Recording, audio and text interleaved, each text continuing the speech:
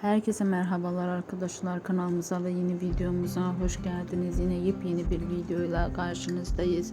Yakışıklı oyuncu Burak Özçivit ve onun partneri Neslihan Atagül'den çok güzel fotoğraflar geldi.